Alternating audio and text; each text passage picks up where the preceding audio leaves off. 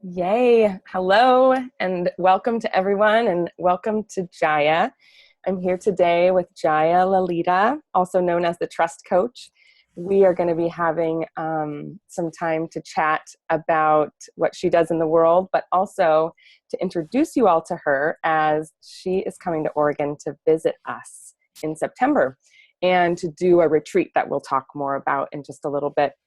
I just want to introduce her first in saying that Jaya was my own personal coach many years ago, and we did a lot of work on trust and on trusting the universe and trusting what is happening in life to be actually for our highest good. And we went on to work together in sort of different iterations as she helped guide me through becoming a coach myself.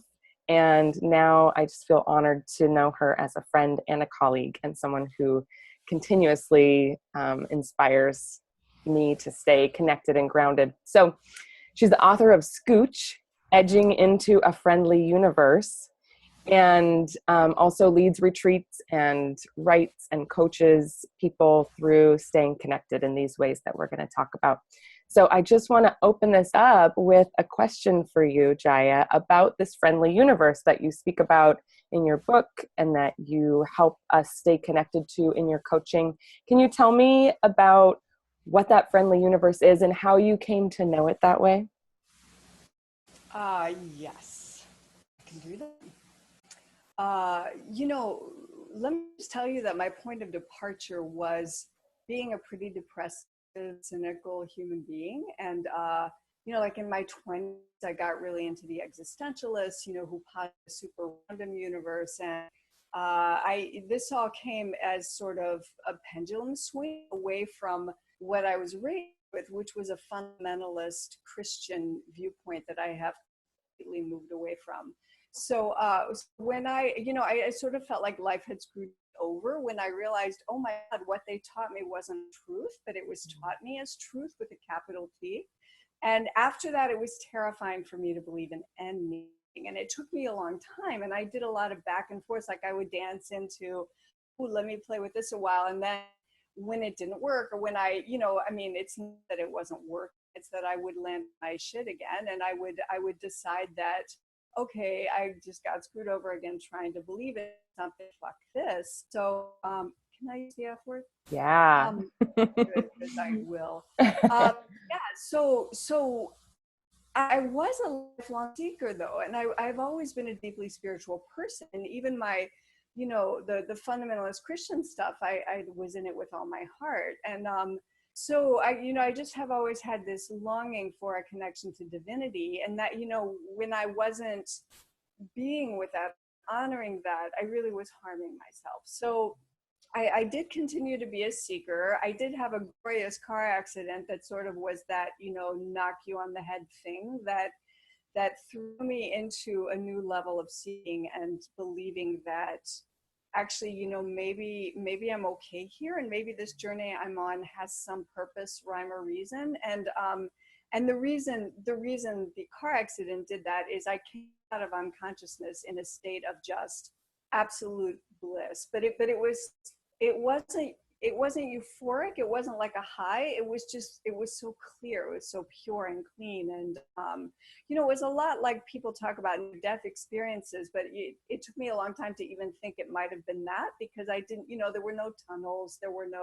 I didn't meet guides or ancestors. I just woke up in this absolutely beautiful state of pure love, and I just forgave everybody for everything, and I just was in love with everyone, and I forgave everyone, and I realized all the things I railed against and got depressed about and hated and was miserable over, just the typical things that happen on planet Earth, that ultimately didn't matter, and that there was a greater force, and that force was love. Now let me not present this as if I then started living that. About a week of pure bliss, love, everybody being sort of drawn to me because I was in this amazing state, I just got back to my ways. But something had happened, and I had tasted something I didn't know I could actually have access to, that sort of reconfirmed my true spirituality that had always been with me. And so I really, like, I got out of a relationship, I got into grad school, I got out of the fear-based sort of stuck place I was in. And my seeking kept going, and I actually was in a very messy relationship for a number of years that, that wasn't obviously about my evolution, but it took me to a place of suffering that was so harsh, and that I revved up my seeking, and I found the work of Byron Katie. And Byron Katie has an actual process, and that was the thing that worked for me. Like, I use this process with my clients because it's a way for people to question their thoughts, any thought, anything you believe, including some negative thought about yourself, what you can or can't do, what you aren't capable of, what you get to have in life. That negative things happening to you mean you're being punished. All the things that we walk around believing, half consciously, unconsciously, consciously, any of that you can to the light and question. And Byron Katie, her work, her practice, her way of being changed my life, and it was a dramatic transformation. It was a transformation that stuck, which isn't to say that I carried on in a blissful state with no problems, but that I was able over the years to continually bring whatever came up to this process, so that I can now honestly say that for years I've been living in a state that's more than not joyful and peaceful and connected.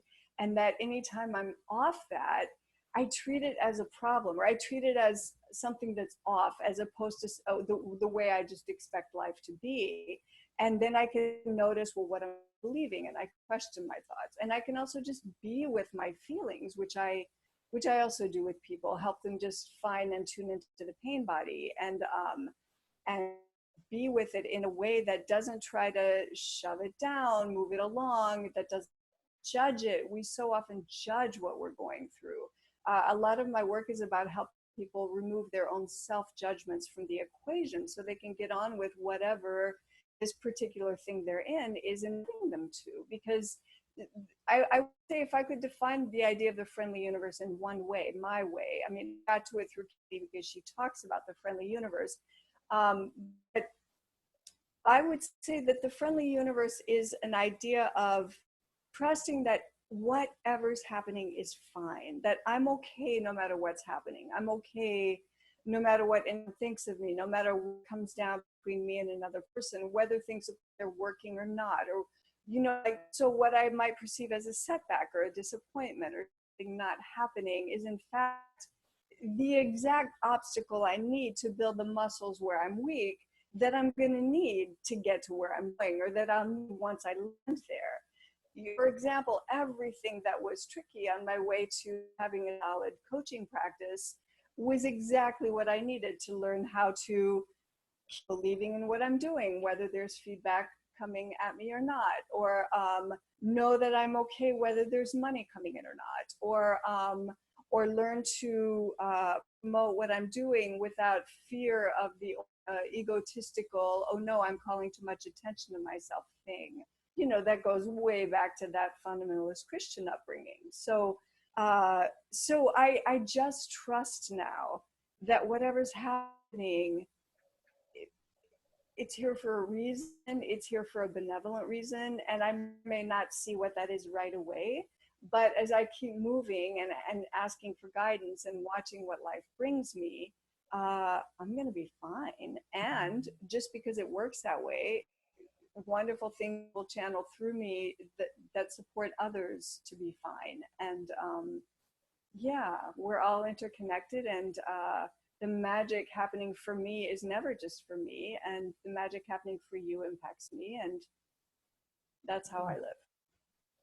It's so beautiful, and it's so life-changing, that idea that all of that is there for us. And then to bring in the Scooch piece, just that it's never even a problem when we get out of, when we depart from that remembering. It's like we just scooch back.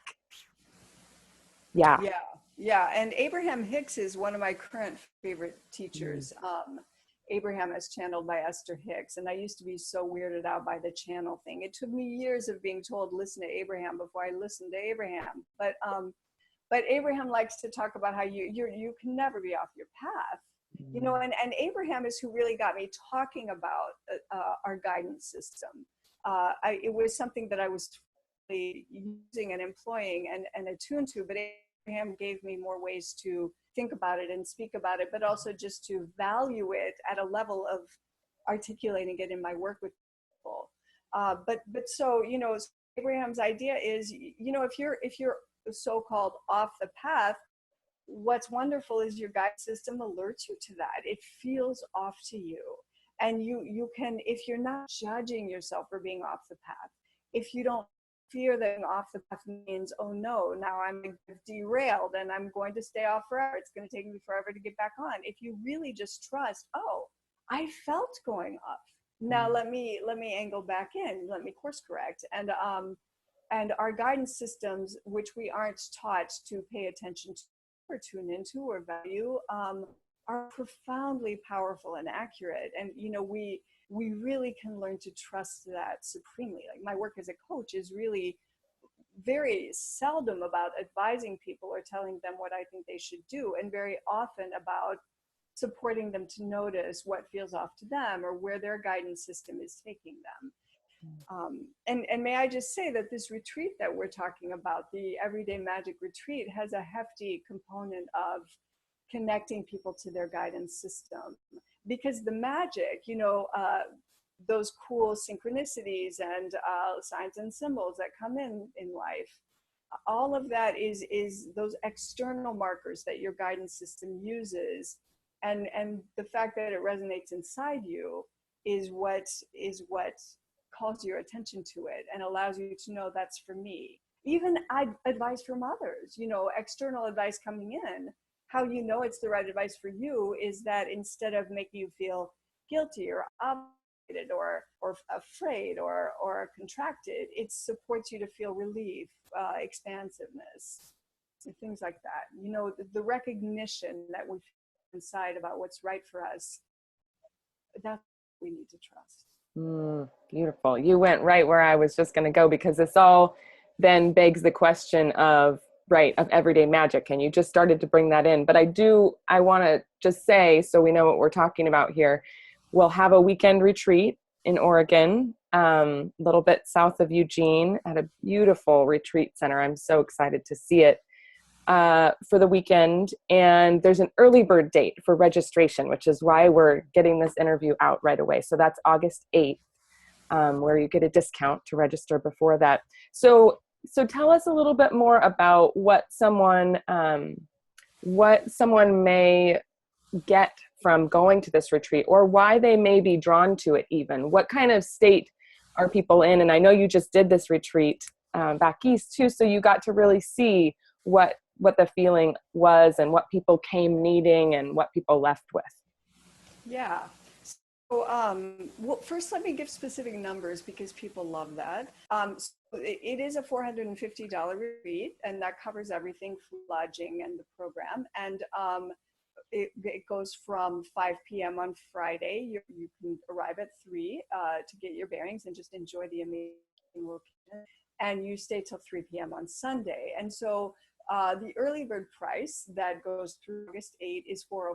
So it is a $45 savings. That's a lovely, you know, to take off. So the people who came to let me speak even more broadly. People who come to my retreats tend to be, well, first I always do them for women, and you know, defining women in a very inclusive way that I really and with joy and thrill invite trans women to, and just anyone who identifies that way. These tend to be people who are spiritual, who consider themselves to be spiritual. You know, a lot of them spiritual, not religious, but any number of belief systems are welcome. You know, but my retreat will never tell you the belief system to follow, or yeah, it will honor you to. What I how I think of it is that I support people to apply their own belief system, because my belief is that life pushes us to our walls, which I define as the places where we applying our own belief system. So people who come to retreat typically just want a reset button, and of the curriculum in the Everyday Magic Retreat, but so functions as a large reset button. It's an amazing temporary community that bonds together very quickly with a lot of love and support. And I, published on my website is the workshop agreement, which expresses the framework that we create, which is a very non-judgmental, we're all supporting each other sort of framework. I'm very careful to make my programs introvert and extrovert friendly, and there are rhythms that we move through. So there are and also large group activities, small group activities, dyads, and solo work. And there's always is a component that's in silence, but it's not like a meditative silence. This is not a meditation retreat. Actually, and on the Everyday Magic Retreat, there's actually a little quest that we go out on solo, and people love that I give a lot of permission in how I set things up. So you get to do it your way, and you get to push through whatever you want to push through, or like kind of challenge yourself to go outside of your comfort zone as much as you want to, or if what you need is a more relaxed, more gentle approach, you can give yourself the easiest route. So it really is there's a lot of room for sort of sculpting of the event, but while I'm holding a very solid framework for people to work within. So people come when they're in a transitional point in life, when they're questing, or if they feel like they want an answer to one specific thing, or if they feel like they've been growing and they want something to keep supporting that growth and sort of take them up a notch, or take them through the next whatever that's presented itself. And often people do come with a specific question, which is actually very appropriate to this particular retreat. But let me speak to the mood of this retreat, because it is the most playful program that I've ever done. And I had the most boisterous, raucous group of retreats in the version that we just did. So who knows what will happen in Oregon, but whatever happens is welcome. And gosh, I didn't even look at the phase of the moon. Do you know when that's going to be when we're together in Oregon? That's a great question. No, I don't. But we were right on the brink of full moon in the New York one, and that was evident. So my style of leading tends to be, I'm deeply spiritual, and I'm like fearless about the shadow, and just going into the hard stuff, because I like to equip people to meet it non-judgmentally and to trust that it's here for a reason. And what comes up, I like to say, always comes up to clear out, not to show you what you're stuck with. So let's just be willing to meet it. But I'm also always playful, and I just see the humor in everything, and I just think it's fun to point that out and play with that. And I'm always inviting the fullness of whoever's there to show itself, and the wisdom of the women gathered to be shared with the group, and to be honored, each individual to honor her own. So we're always holding this group together, where there's so much happening, and it involves tears and laughter, and gosh, that sounds so cliche. We laughed, we cried, but it's true. And that goes deep, or that sometimes someone might want to just stay in the shadows, or just like, I've had enough today, I'm going to bed, even if the rest of us are doing something more for an hour. So this retreat in particular, the Everyday Magic Retreat, does pay attention to, draw on, emphasize the beauty, the fun, the bliss, the sort of the delight, the sheer delight in the way the universe sees us. An animal sighting, and you look up the animal and learn that its symbolism, its totemic symbolism, is exactly what you needed. And or you hear a song lyric, and it answers the question you were just holding, and things like that. or the cool, like we were playing at the retreat with finding the cool connections among members who didn't know each other, and those did come to light. So yeah, so the playful factor is very large in this retreat. I'm so excited for this, and personally because even as a coach, or even as a person who has a mission of inspiring people to connect with this same friendly universe that we're talking about, I still feel the need for that reset button, as we all do. And so to be able to know I'm going to this place with these other women where it's like starting to see, to me, it feels like some kind of a map of light, and being able to tap back into that and actually visualize it again, so that as I leave that space, it will be more clear to me, more present after that connection. I don't know. I'm just so excited for that. Yeah. Yes. And the feedback from my New York State retreatants was very much that they got the reset button they wanted, and they felt connected. And I always teach connection as going three ways: to self, others, and the retreat definitely allows for all of those kinds of connections to be. Will you say them again? It cut out just a little bit. Yeah. So connection to self, and to source, and to others. Yeah. Wonderful. And yeah, that people reported feeling, okay, I'm remembering magic. I'm tuned in again. I'm giving it more value.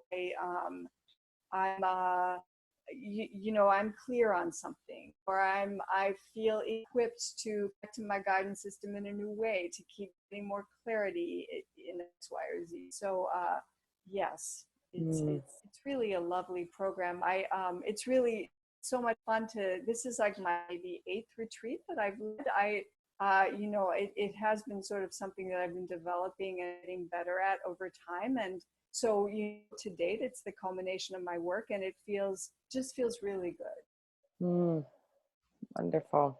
Would you say a little bit about, a lot of my people know Savannah Mayfield Robertson, and I'm so excited just about her involvement in the retreat and her support of holding that space. Could you tell us just a little bit about how you will work together, or what that might look like? Yeah. So very early on in giving my retreats, it became clear to me that it is very helpful to bring in someone else's energy, so that it's not all centered around me, or just so that the participants don't just get my style and my voice. But I especially brought people in to create enrichment where I don't have a lot of my own expertise. So people who do more with body and movement. And so Savannah and I don't know each other that well, and we actually have so much fun with this collaboration. And she is all about collaboration. Like, she just loves it.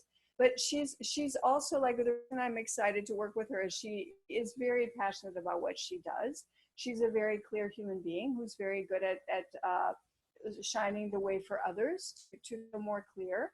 And so while the bulk of the retreat is me, and Savannah will be participating as a participant, she'll also come in a couple significant points at the retreat where I get to just back off, and while she leads people through stuff that is more aligned with what she does, or actually she does a lot. So she's pulling from a particular category of stuff that she does that has to do with supporting people's very clear expression, and sort of playing with how to enact different voices and different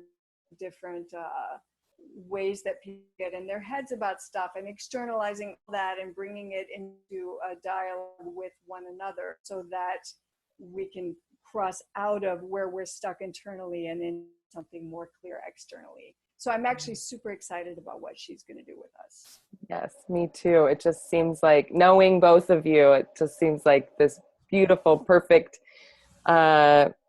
collaboration, kind of a marrying of two energies. And I'm so excited to be there.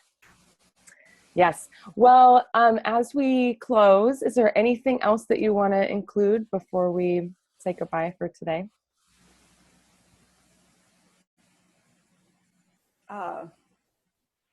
My self-assessment is often that I talk too much. So I don't know that anything feels like an open loop or something that needs to be said. I mean, there's always more to say on these topics, and I can always find it. So no, I think I'd like to just stop now. Good. Yes, it feels like a good place to me too. Thank you so much for doing this. Thank you, And Savannah. I will include a link here for whoever's watching and wants to know more. We'll have the Everyday Magic Retreat link and some ways to connect with you too, so that they can get connected with you. That's great. Wonderful. Thank Okay. you so much. Thank you. Yes. Bye-bye.